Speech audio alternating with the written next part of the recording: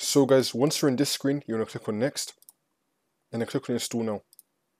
Wait for this to load, and now once you're in this screen, you're going to click on shift and F10 at the same time. So click on shift and F10, and now this will come up. Now you're going to type in disk part, click on enter, and now you're going to type in list space disk, click on enter, and now this will come up. And now you want to choose a drive that you want to convert. You will know which one's which from the file size. I've only got one drive, so for me I want to be typing in select disk 0.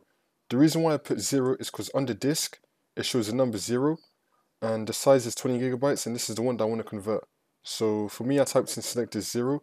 For you it might also be set disk 0, or it might be like a different number. But anyways, you want to type in select disk and then the number of the drive that you want to convert, and then click on enter. And then you want to type in clean, click on enter again. And now you're going to type in convert space MBR, click on enter.